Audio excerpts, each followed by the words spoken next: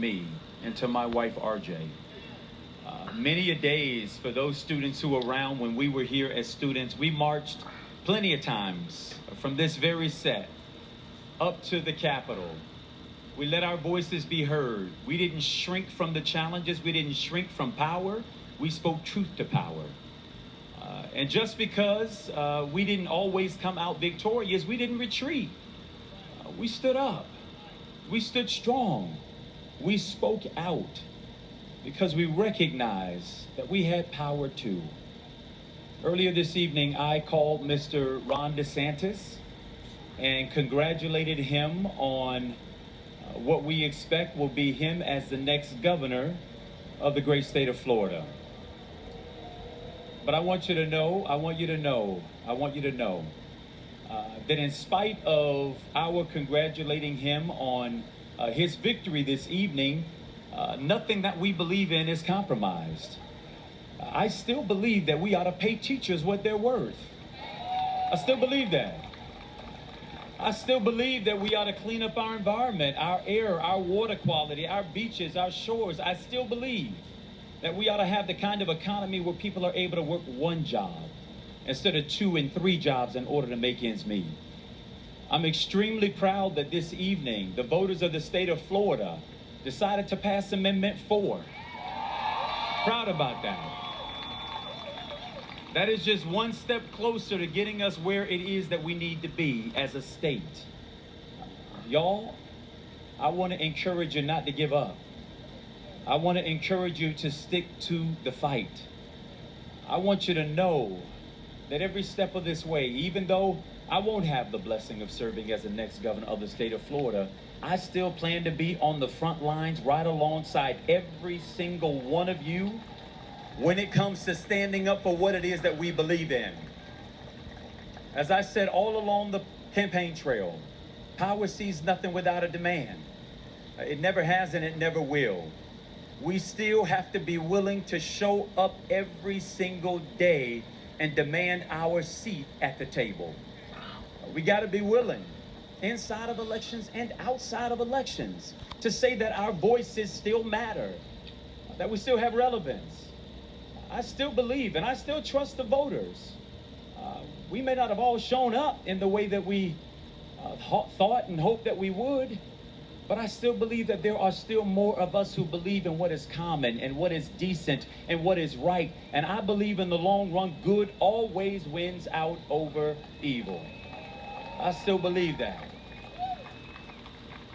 Many of you all along the trail heard me talk rather repeatedly about my grandmother.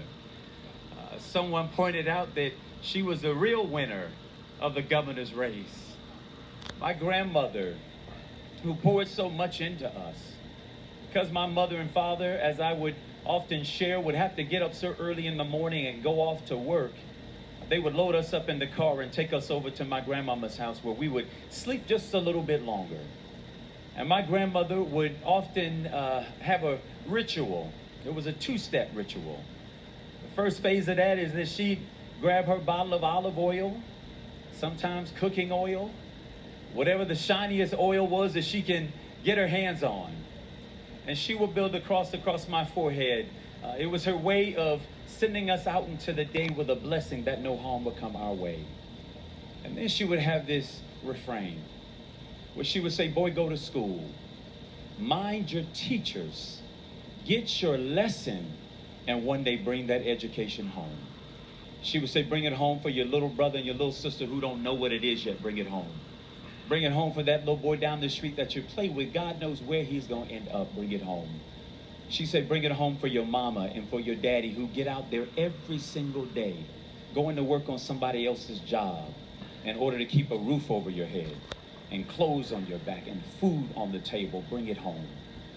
As I shared with you on the campaign trail, I didn't always know what my grandmother was trying to communicate, but I would come to learn that what she was saying is that it wasn't just about me. Y'all, I'm reminded this evening that it is not about me. That it's not about my wife, not Chris King, not Kristen. It's about all of us. It's about the collective. This is about the belief that if we all do good, we can all do good. And we can do good by doing good. That if we all put our oars in the water and row in the same direction, that we can all get further than by ourselves. I still believe that to be true this evening. Even in defeat, I believe that to be true.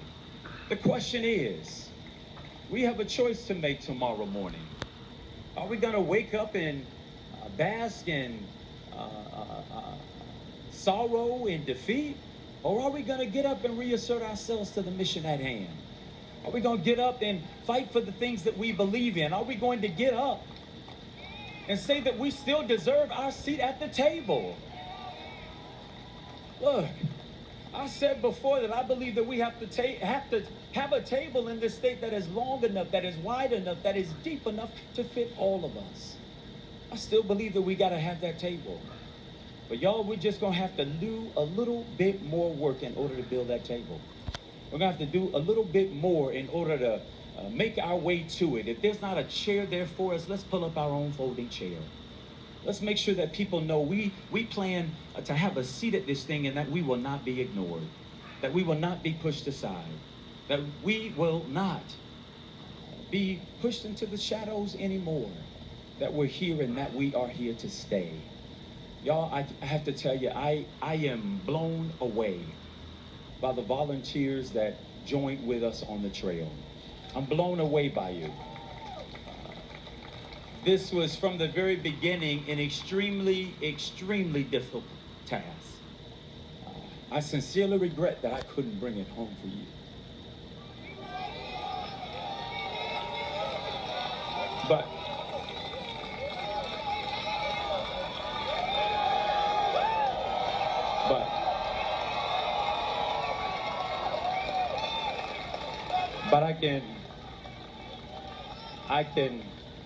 I can guarantee you this. I'm not going anywhere.